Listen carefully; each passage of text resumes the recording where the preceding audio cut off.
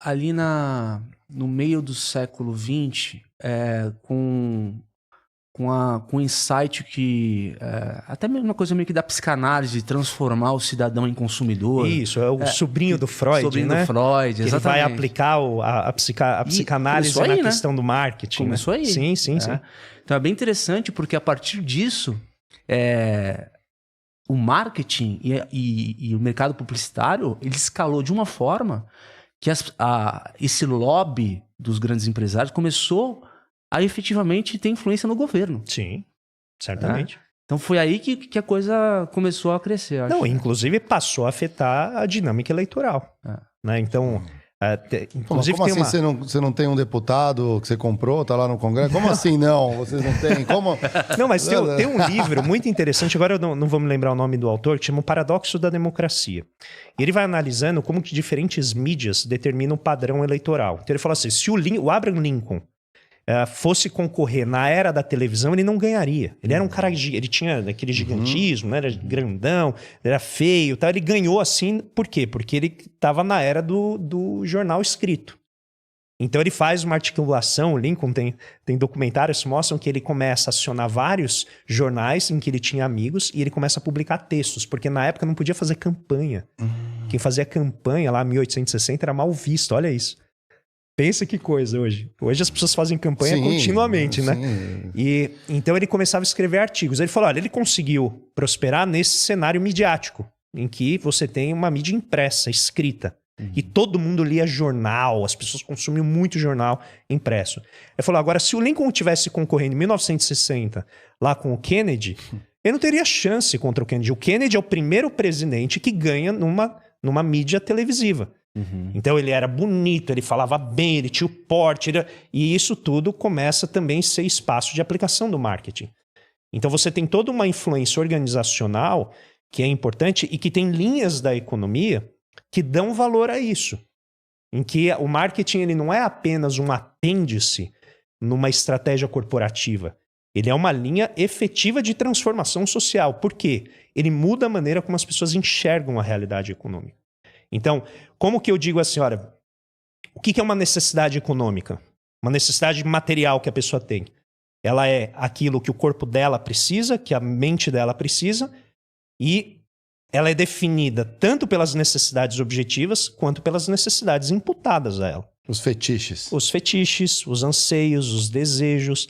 Então, essa linhagem institucional que o Galbraith, esse autor que eu estou citando, produzia, dá esse peso para os aspectos convencionais, para os aspectos que são muitas vezes mentais, que são traduzidos em instituições como questões de marketing, como questões eleitorais, políticas, e que afetam a dinâmica da própria economia.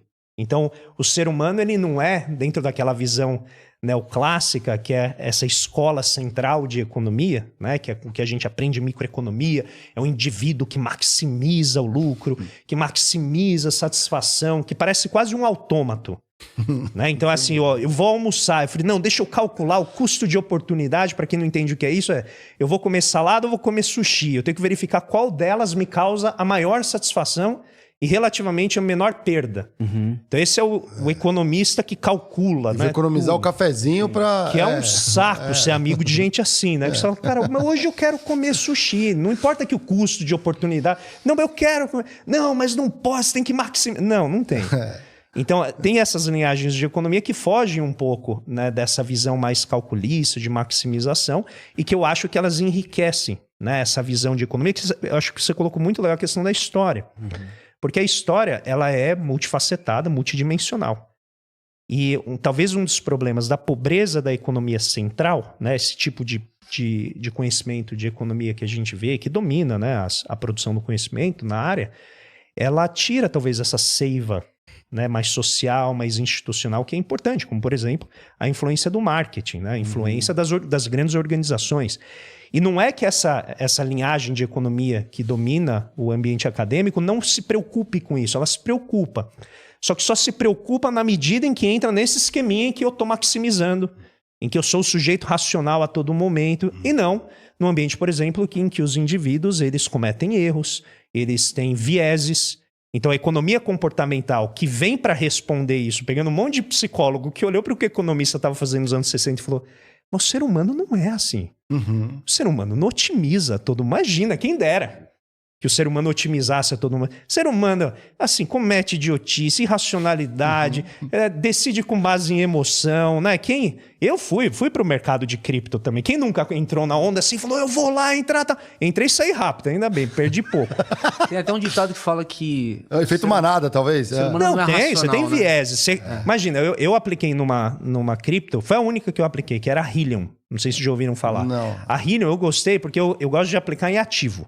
Eu não gosto de aplicar em ideias que tentam se estabelecer com base no sobrenatural, como é o caso do Bitcoin.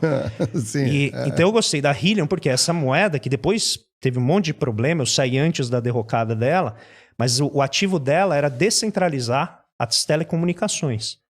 Então ela fala assim, olha, você precisa ter grandes empresas, né, torres de comunicação, de antenas, e isso é muito caro.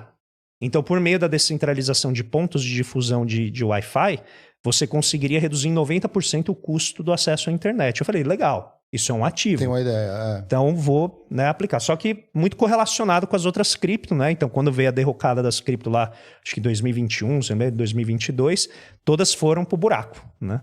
Mas essa era uma cripto que tinha um ativo. Mas foi, né? Um assim, nossa, isso aqui eu vou lá, quero participar desse movimento e tal. E é um viés de confirmação. Você falou uma coisa interessante, o marketing também evoluiu. A gente viu, por exemplo, o neuromarketing. Eles foram entrar nos estudos, né, do nosso comportamento, até mesmo, né, de neurolinguística, do cérebro, do comportamento humano, o marketing, porque o marketing tradicional lá atrás, ele era muito baseado em dados e factuais, como se o ser humano tomasse decisões racionais.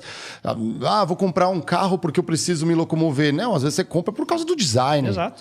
Ou porque a pessoa, ou porque o seu piloto de Fórmula 1 favorito tá usando aquele carro como se ele usasse, né? Mas aí você usa aquilo, né? Tem a ver com o fetiche, mas o lado irracional do ser humano na tomada de decisão. Tem umas